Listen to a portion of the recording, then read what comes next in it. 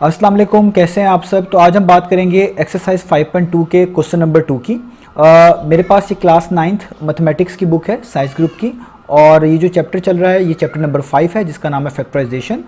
इस क्वेश्चन से पहले एक्सरसाइज 5.2 का क्वेश्चन नंबर 1 और इससे पिछली एक्सरसाइज 5.1 कंप्लीट मैं अपलोड कर चुका हूँ। मैंने चैनल पर इस चैप्टर के नेम से सेपरेट प्लेलिस्ट बना दी है जहाँ पे आपको इसका तमाम सोल्यूशन जो अभी तक अपलोड किया है वो भी मिल जाएगा, और जो इन फ्यूचर करूँगा वो भी आपको इसी प्लेलिस्ट में मिलेगा। तो मैंने आपकी आसानी के लिए लिंक दे दिया है डिस्क्रिप्शन में, तो अगर आप इंटरेस्टेड हो तो आप बाकी सोल्यूशंस को उस लिंक के थ्रू चेक कर सकते हैं। तो आइए अब स्टार्ट करते हैं एक्सरसाइज 5.2 के क्वेश्चन नंबर 2 को। इसकी स्टेटमेंट भी सेम ही है, ऊपर लिखा हुआ फैक्टराइज, तो यानी आपने इस क्वेश्चन नंबर 2 में भी फैक्टराइज करके दिखाना है जो आपको स्क्रीन पे सामने नज़र आ रहा है। इसके बेसिकली 4 पार्ट्स हैं। और फैक्टराइज का क्या मतलब होता है ये मैं बता चुका हूँ। अगर आप किसी भी एक्सप्रेशन को कोई भी आपको एक्सप्रेशन लिखी हुई आए और आप उसको प्रोडक्ट ऑफ टू एक्सप्रेशन की फॉर्म में लिख पाएँ तो आप कहते हैं कि ये हमने इसकी फैक्टराइजेशन की है। यानी अगर मैं इस एक्सप्रेशन को इस तरीके से सॉल्व करूँ कि ये प्रोडक्ट ऑफ टू एक्सप्रेशन की फॉर्म में बदल जाए, दो चीज़ों के प्रोडक्ट में बदल जाए, तो हम इसको फैक्टराइजेशन ही कहते हैं। इसके अलावा फैक्टराइजेशन की रफ डेफिनेशन ये भी हो सकती है कि किसी चीज़ को उसके फैक्टर्स में तब्दील करना भी एक तरह का फैक्टराइजेशन ही प्रोसेस कहलाता है, फैक्टराइजेशन ही कहलाता है। तो आइए बगैर टाइम ज़ाया किए हम स्टार्ट करते हैं एक्सरसाइज 5.2 के क्वेश्चन नंबर 2 का पार्ट नंबर 1। तो ये सामने मैंने क्वेश्चन नंबर 3 का जो है पार्ट नंबर 1 लिख दिया है। अब यहाँ पे जो हम प्रोसेस यूज़ करने लगे हैं, जो मेथड यूज़ करने लगे हैं, वो हम यूज़ करेंगे मिड टर्म ब्रेक। हम इन क्वेश्चंस को मिड टर्म ब्रेक के ज़रिए सॉल्व करेंगे, या आप कह लें इनको फैक्टराइज करेंगे। अब मिड टर्म ब्रेक किस तरीके से की जाती है और इसमें क्या स्टेप्स इन्वॉल्व है, ये सारे इंपॉर्टेंट है, समझने से ताल्लुक़ रखते हैं। तो पहले तो बात याद रखें, अगर आपके पास फैक्टराइजेशन के ज़रिए, ये बेसिकली फैक्टराइजेशन के अंदर ही एक तरह का आ जाता है मिड टर्म ब्रेक करना। अगर आपको कोई ये फार्मूला बनता नज़र आ रहा है, कोई चीज़ में से कॉमन आपको नज़र आ रही है, तो वो आपने पहले निकाल लेनी है। अब 4, 12 और 5 में कुछ भी कॉमन नहीं है, क्योंकि 4, 12 और 5 को डिवाइड करने वाला कोई भी नंबर नहीं है। इन तीनों नंबर को डिवाइड करने वाला कोई सिंगल नंबर नहीं है, तो इसलिए हम कह रहे हैं इसमें कुछ भी कॉमन नहीं है। एक्स स्क्वायर लिखा हुआ है, इधर एक्स लिखा हुआ है, 5 के साथ एक्स है ही नहीं, तो हम फिलहाल कह सकते हैं तीनों टर्म में एक्स भी कॉमन नहीं है। तो कॉमन भी कुछ नज़र नहीं आ रहा, और ये क्वाड्रेटिक आपके पास जो है एक्सप्रेशन लिखी हुई है। तो ऐसे केस में आपको मिड टर्म ब्रेक मेथड बहुत हेल्प करेगा इसको फैक्टराइज करने के अंदर। तो अब हमने क्या करना है, मिड टर्म ब्रेक मेथड को समझना है। तो सबसे पहला जो स्टेप होगा आपके पास, जिसको मैं यहाँ पे लिख रहा हूँ स्टेप नंबर 1, आपने ये चीज़ें इस तरह ही फॉलो करनी है।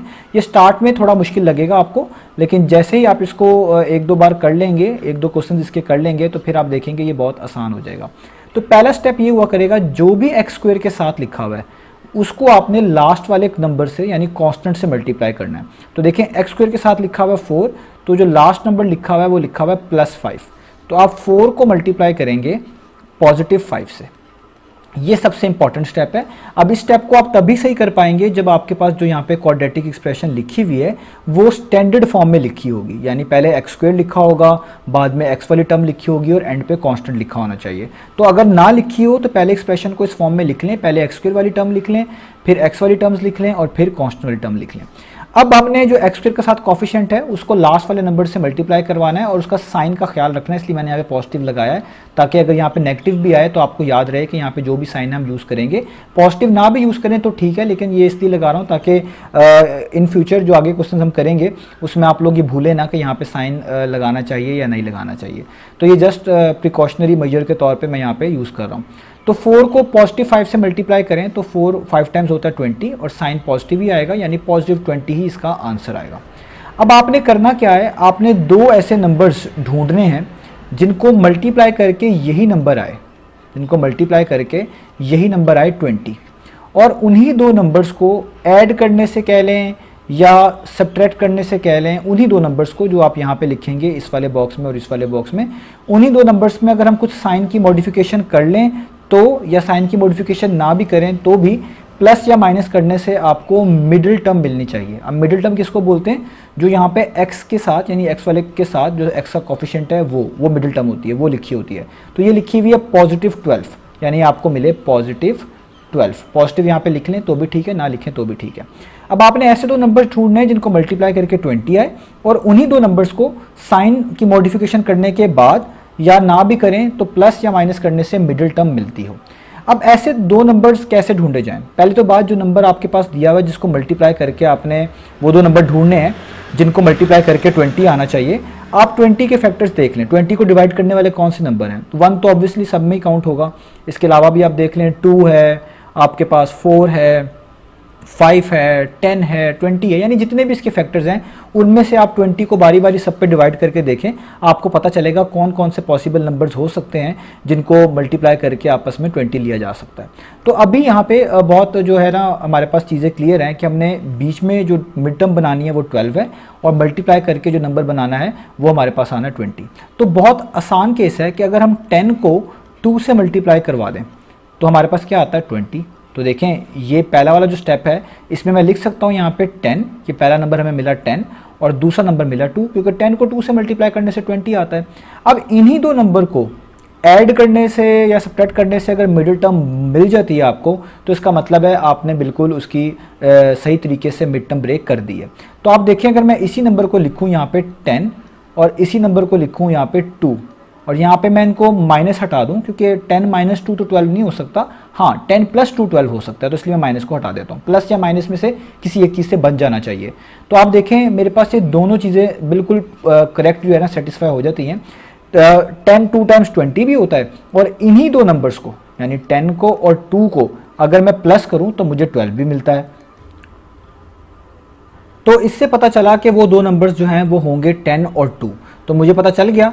तो अब मैं यहाँ पे उसको लिखूंगा। आप किस तरह लिखना है ये आपने यहाँ पे सीख लेना है, हमने इसको किस तरीके से यहाँ पे इसको मेंशन करना है। आपके पास जो पहली टर्म होगी एक्स स्क्वायर वाली है पूरी, इसको आपने वैसे ही उतारना है, यानी 4x स्क्वायर तो आप वैसे ही लिखेंगे। उसके बाद आपने इसको यहाँ से लिखना शुरू करना है जहाँ पे ये आपने प्लस या माइनस किया होगा। आप देखें 10 के पीछे कोई साइन नहीं है, तो आप यहाँ पे लगाएंगे प्लस और आगे लिखेंगे 10 और इसके साथ वही वेरिएबल यूज़ करेंगे जो यहाँ पे मिडिल टर्म के साथ आ रहा होगा। तो मिडिल टर्म के साथ x आ रहा है तो आप इसके साथ लिखेंगे x। आगे आप देखिए कौन सा साइन है, +2, तो आप लिखेंगे +2 और इसके साथ भी वही वेरिएबल लगाएंगे जो यहाँ आ रहा होगा मिड टर्म के साथ, वो x आ रहा है तो x लगाएं और एंड पे +5 लिख लें। एक बात आपने और याद रखनी है कि मिड टर्म के साथ जो भी आपके पास साइन होगा, जैसे मिड टर्म यहाँ पे 12 है यानी 12x है, मैं जस्ट उसके कोफिशिएंट की बात कर रहा हूँ, उसके साथ जो भी साइन होगा वो इन दोनों में जो सबसे बड़ी वैल्यू होगी उसके पीछे वही होगा। जैसे यहाँ पे 12 के पीछे प्लस का साइन है, तो जो नंबर्स आपने दो ढूंढे हैं वो 10 और 2 हैं, तो जो सबसे बड़ी वैल्यू होगी उसके पीछे भी वही साइन होना चाहिए। तो मिड टर्म के पीछे प्लस है तो इन दोनों में जो सबसे बड़ी वैल्यू 10 है तो उसके पीछे भी वही साइन होना चाहिए, यानी उसके पीछे भी देखिए प्लस ही लिखा हुआ है। ये बड़ी इंपॉर्टेंट बात है, ये आपको हेल्प करेगी फर्दर कोर्सेज में मिड टर्म ब्रेक करते वक्त। तो जब आप यहाँ तक लिख लेंगे, अब आगे काम बहुत आसान है, वो मैंने एक्सरसाइज 5.1 में भी सिखाया हुआ है कि जब ये 4 टर्म्स आ जाती हैं आप पहले इन दो में से कॉमन लें और फिर इन दो में से कॉमन लें। अगर आपके फैक्टर सेम बनते हैं तो इसका मतलब है आप इनको इसी तरीके से सॉल्व करेंगे और ये आपको फैक्टराइज कर देगा आपका क्वेश्चन। तो देखिए 4 और 10 दोनों के दोनों 2 पर डिवाइड होते हैं, 2 से बड़ा कोई नंबर नहीं है जो इनको डिवाइड करे, तो 2 तो कॉमन आ गया। यहाँ पे x स्क्वायर आ रहा है, इधर x आ रहा है, तो दोनों में x कॉमन है। और मैंने आपको बताया जब पार्ट्स डिफरेंट हो, यहाँ पे x की पावर 2 है, यहाँ पे x की पावर 1 है, तो जो छोटी पावर होती है उसको कॉमन के तौर पे लिखते हैं, तो x की पावर 1 कॉमन आ गई। इस पे आप 1 लिख दें तो भी ठीक है, ना लिखें तो भी ठीक है। अब आपने 2 का टेबल पढ़ना है, 2 कितने टाइम्स 4 होता है, 2 टाइम्स, तो आप यहाँ पे लिखेंगे 2। एक्स स्क्वायर का मतलब है 2x है, 1x बाहर आ गया, तो जो बचेगा वो यहाँ पे लिखेंगे, यानी 1x आएगा। प्लस अब आगे 10x की बारी, तो 2 के टेबल में कितने टाइम्स 10 आता है, 5 टाइम्स, तो आप 5 लिखेंगे। और एक ही x है यहाँ पे 10 के साथ लिखा हुआ है, वो बाहर लिखा हुआ है, तो यहाँ पे 5 के साथ कुछ भी मेंशन नहीं करेंगे और ब्रैकेट क्लोज कर देंगे। इसको बोलते हैं कॉमन लेना। आप इसको ऐसे भी ले सकते हैं कि 4x स्क्वायर को 2x पे डिवाइड कर दें तो आपको देखें 2x मिलेगा, 10x को भी 2x पे डिवाइड कर दें तो आपको मिलेगा 5।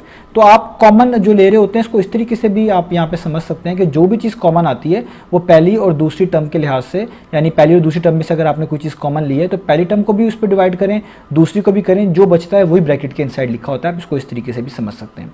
आगे आप देखिए प्लस लिखा हुआ है, 2 और 5 दोनों किसी एक नंबर पर डिवाइड नहीं होते, x भी कॉमन नहीं है, इसका मतलब इनमें कुछ भी कॉमन नहीं है। जब कुछ भी कॉमन ना हो तो याद रहे 1 हमेशा कॉमन होता है, 1 तो सबके लिहाज से कॉमन होता है, तो 1 आपने यहाँ पे लिख देना है। आगे आपने ब्रैकेट्स डालनी है। जब 1 कॉमन आता है तो अंदर जो भी चीज़ें होती हैं वो वैसे की वैसे ही लिखी जाती हैं, 2x + 5 वैसे का वैसे ही लिखते हैं। अगर बाहर माइनस होता तो फिर आपको यहाँ पे साइन चेंज करना पड़ता, लेकिन प्लस वाले केस में अगर 1 कॉमन आ रहा है तो जो चीज़ आगे लिखी होती है 3rd और 4th टर्म आपने वो वैसे ही उतार लेनी है। तो आप देखेंगे यहाँ पे आपको दोनों फैक्टर्स सेम नज़र आ रहे हैं, यहाँ पे भी 2x प्लस 5 है, यहाँ पे भी 2x प्लस 5 है। इसका मतलब आपने क्वेश्चन बिल्कुल ठीक किया है। तो जो फैक्टर सेम होगा इसको आप एक मरतबा लिख लेंगे, यानी मैं इसको लिख लेता हूँ एक मरतबा 2x प्लस 5, और इसके जो बाहर चीज़ें आ रही होंगी, जैसे 2x प्लस 5 के बाहर यहाँ पे 2x लिखा हुआ था और यहाँ पे प्लस 1 लिखा हुआ था, इनको आप ज्वाइन करके एक टर्म में एक फैक्टर के तौर पे लिख लेंगे, यानी 2x, और ये जो प्लस 1 है इसको आप इसके आगे लिख लेंगे और ब्रैकेट कर देंगे क्लोज। अब आपने एक बात का ख्याल रखना है, आप चाहे 2x प्लस 5 पहले लिख लें या 2x प्लस 1 पहले लिख लें, इससे कोई भी क्वेश्चन के सोल्यूशन में फ़र्क नहीं पड़ता, क्वेश्चन के आंसर में कोई फ़र्क नहीं पड़ता, आप दोनों को आगे पीछे लिख सकते हैं। इसके अलावा जो 2x प्लस 5 को एक दफ़ा लिखना है, इसको हम कॉमन लेना ही कहते हैं। यहाँ भी 2x प्लस 5 था, यहाँ पे भी था, तो इसको मैंने कॉमन ले लिया यहाँ पे नीचे, और जो बचा यानी 2x और प्लस 1 उसको मैंने फर्दर ब्रैकेट्स में इस तरह करके लिख लिया। इसको कॉमन लेना भी कह सकते हैं। तो ये हो गया इसका पार्ट नंबर 1। अब सेम मेथड पे हम इसका करेंगे पार्ट नंबर 2। तो पार्ट नंबर 2 यहाँ पे मैं लिखता हूँ। तो पार्ट नंबर 2 लिखा हुआ है x square minus 21x plus 108। याद रहे ये क्वाड्रेटिक जो आपके पास एक्सप्रेशंस होती हैं इनको हम कैलकुलेटर से भी सॉल्व कर सकते हैं। यानी अगर आपके पास कैसियो के जो न्यू मॉडल के कैलकुलेटर्स हैं, ख़ास तौर पे 991 ES है आपके पास अगर, या इसके भी फर्दर जो आगे मॉडल्स आए हुए हैं उन पे भी हो जाएगा, तो आप इस पूरी एक्सप्रेशन को वहाँ पे लिख सकते हैं और वो आपको डायरेक्ट ही बता देगा कि इसकी जो फैक्टर्स हैं वो क्या बनते हैं, और उससे आपको मिड टर्म ब्रेक का भी अंदाज़ा हो जाएगा। तो वो भी मैं जो है चीज़ इंशाल्लाह नेक्स्ट वीडियो लेक्चर में समझा दूंगा। अभी फ़िलहाल आपको इसको मैनुअली यानी इस तरीके से करना सीखना है। अब यहाँ पे भी आपको मिड टर्म ब्रेक करना है, चीज़ें पहले से ऑर्डर में लिखी हुई है, एक्स स्क्वायर पहले आ रहा है, बाद में एक्स आ रहा है, एंड पे कांस्टेंट आ रहा है, तो ठीक है। अब हम इसमें जो है step by step mid term break करते हैं। तो इधर एक्स स्क्वायर के साथ कुछ भी नहीं लिखा हुआ, तो आपने काउंट करना है एक्स के साथ क्या लिखा हुआ है, 1। तो 1 को हमेशा की तरह लास्ट वाले नंबर से आपने मल्टीप्लाई करना है जो कि प्लस 108 है, यानी 1 को आपने मल्टीप्लाई करना है 108 से, और ये प्लस का है, यहाँ पे आप लिख लें तो भी ठीक है, ना लिखें तो भी ठीक है। तो 1 को 108 टाइम्स करेंगे तो आपको 108 ही मिलेगा। यानी आपको दो नंबर ऐसे चाहिए जिनको आप जब मल्टीप्लाई करें तो आपको आंसर मिले 108, और उन्हीं दो नंबर्स को कुछ साइन की मॉडिफिकेशन करने के बाद या ना भी करें तो प्लस या माइनस करने के बाद मिड टर्म मिले। तो मिड टर्म देखें ये लिखी हुई है -21, इसका साइन लाजमी इंक्लूड करिएगा, तो वो है -21। अब आपको दो नंबर ऐसे चाहिए जो कि मल्टीप्लाई करके 108 दे, और वही दो नंबर्स ऐड या सब्ट्रैक्ट करने के बाद होने के बाद आपको मिड टर्म यानी -21 दे। तो अब आप इसको चेक कर सकते हैं, जैसे आपको जैसे एग्जांपल दे रहा हूँ कि अगर आप 108 को 2 पे डिवाइड करें तो आपको आंसर मिलेगा 54। तो इससे ये पता चलता है कि 254 टाइम्स करें तो 108 आता है। जस्ट मैं आपको एग्जांपल के तौर पे बता रहा हूँ, तो 108 तो आ जाता है, यानी पहला स्टेप तो ठीक है। लेकिन इन दोनों नंबर्स को अगर आप ऐड करें या सब्ट्रैक्ट करें, ऐड करें तो 56 आ जाएगा, इन दोनों को सब्ट्रैक्ट करें तो 21 तो नहीं आने वाला, जो भी आएगा यानी 54 में से 2 आप फिलहाल के तौर पे माइनस कर लें तो 52 आ जाएगा। यानी ये दो नंबर्स ऐसे हैं इनमें कुछ भी कर लिया जाए तो ये मल्टीप्लाई करने से तो 108 देंगे, लेकिन प्लस या माइनस करने के बाद या कोई साइन की मॉडिफिकेशन इसमें कर लें तो भी आप इसमें -21 नहीं आपको मिलेगा। तो इसका मतलब है ये आपके पास राइट चॉइसेस नहीं हो सकते। इस तरीके से आपने स्टेप बाय स्टेप 108 को 3 पे 4 पे जो भी इसके फैक्टर्स हैं 108 के जो 108 को डिवाइड करते हैं उन पे आप चेक कर सकते हैं, तो आपको पता चल जाएगा कि कौन से फैक्टर्स यहाँ पे लिखने चाहिए। तो अब आपको मैं वो वाले फैक्टर्स बताता हूँ जो कि एग्जैक्ट यहाँ पे होल्ड करते हैं, इन दोनों कंडीशन को सेटिस्फाई करेंगे। वो है 12 और 9। यानी अगर आप 12 को और 9 को मल्टीप्लाई करें तो आप देखें आपको मिलता है +108, यानी पहली बात तो ठीक है। और 12 में अगर आप +9 कर दें तो आपको मिलता है 21। अब यहाँ पे इंपॉर्टेंट बात है कि आपको 21 नहीं चाहिए, आपको तो चाहिए -21। तो इसका मतलब है आपको यहाँ पे कुछ साइन में मॉडिफिकेशन लानी पड़ेगी। तो आपने साइन में मॉडिफिकेशन लेके आनी है, अगर वो होल्ड करती हैं तो चीज़ें ठीक रहेंगी, अगर नहीं करती तो हमें इसके अलावा कोई फैक्टर्स ढूंढने पड़ेंगे। अब मैंने यहाँ पे ऐसे साइन यूज़ करने हैं जिससे मेरे ये दोनों बॉक्सेस सही तरीके से फिल हो जाएं, यानी ये दोनों कंडीशन बिल्कुल एक्यूरेटली सेटिस्फाइड है। अब अगर मैं यहाँ पे जाऊँ जो मेरा ओरिजिनल क्वेश्चन है, तो आप देख सकते हैं मिड टर्म के पीछे माइनस का साइन है, यानी 21 के पीछे माइनस का साइन है। तो मैं क्या करता हूँ, मैं इस चीज़ को दोबारा यहाँ पे लिख रहा हूँ, मैं जो इनमें से जो बड़ी वैल्यू है उसके पीछे वही साइन लगाता हूँ जो मिड टर्म के पीछे है।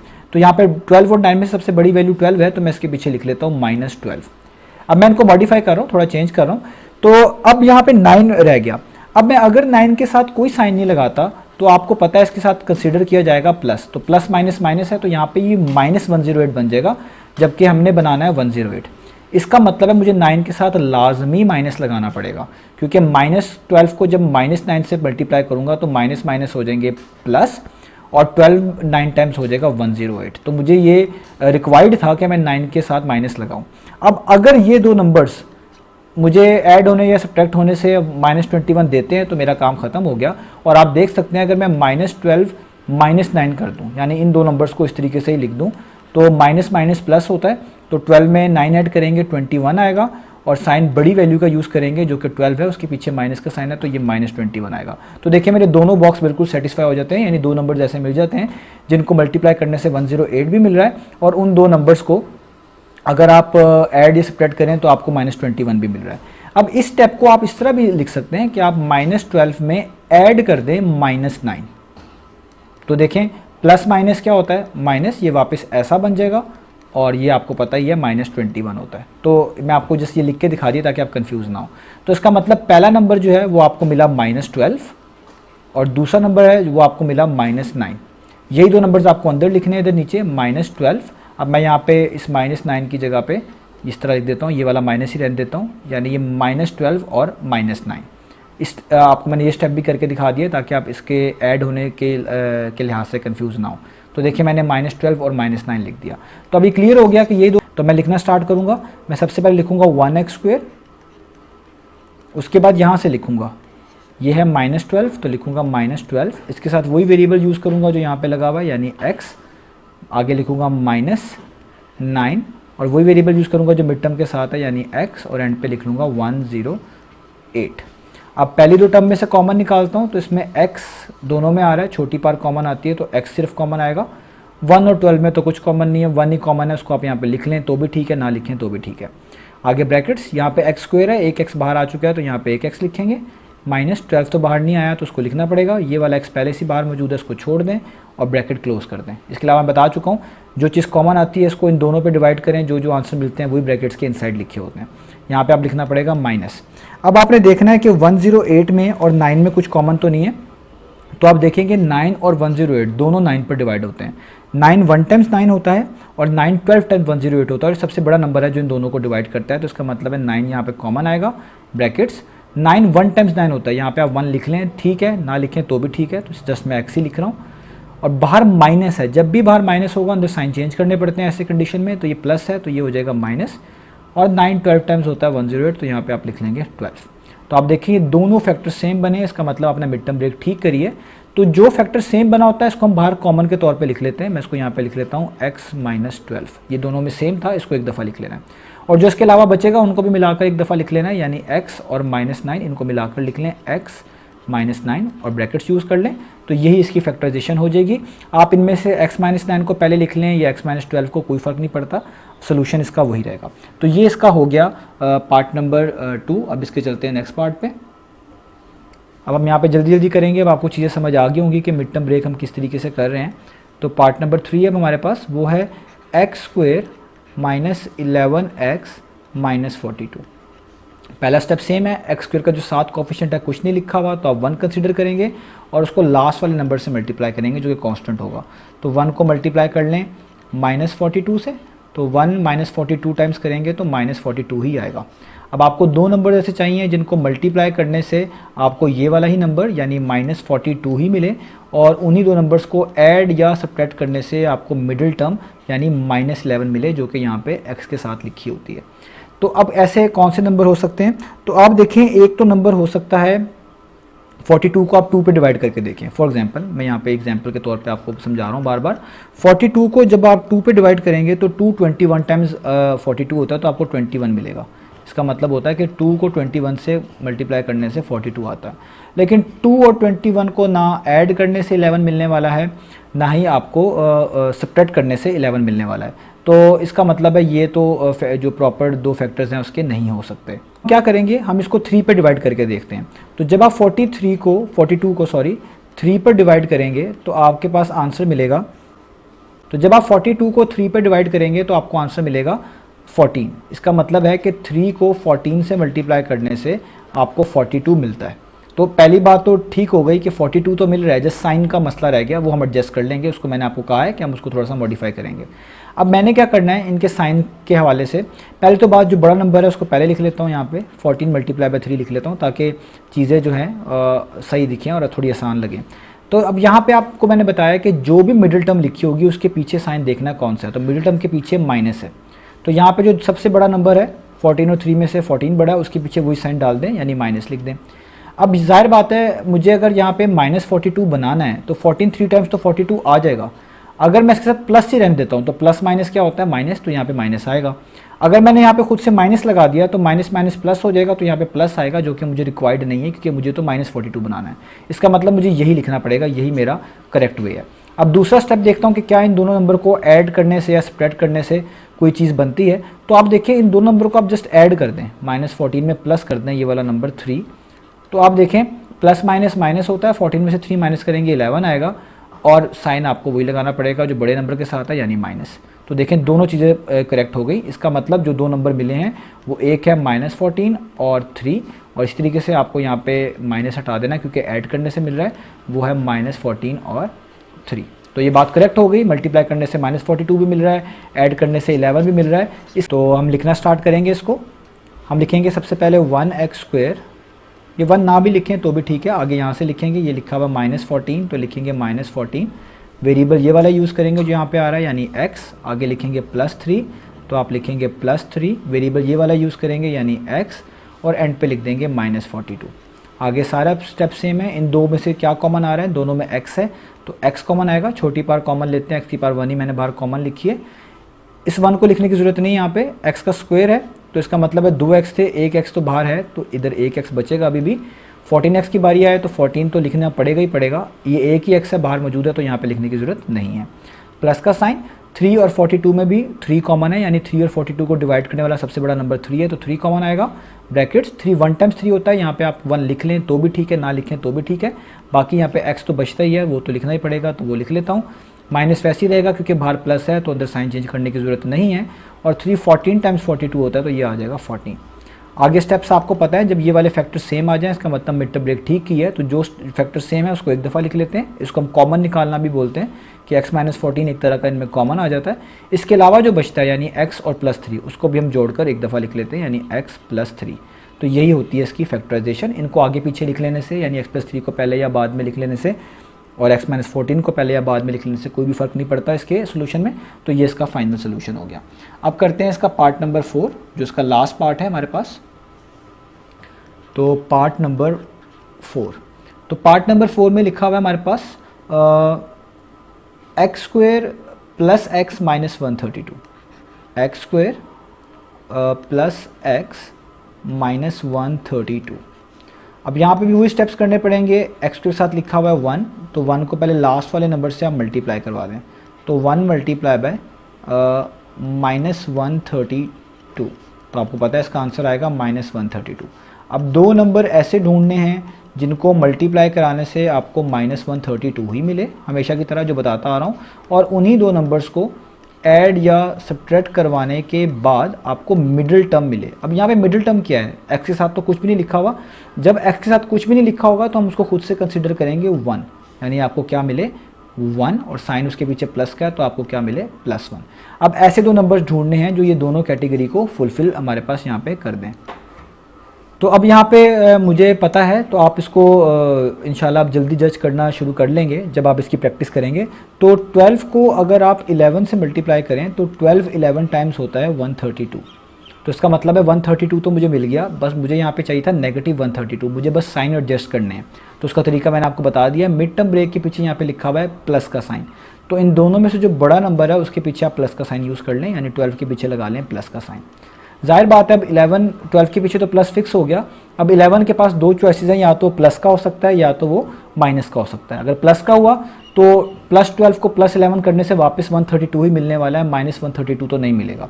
इसका मतलब उसको लाजमी माइनस करना पड़ेगा ताकि प्लस माइनस क्या हो जाए माइनस, और 12 11 टाइम्स आ जाए 132।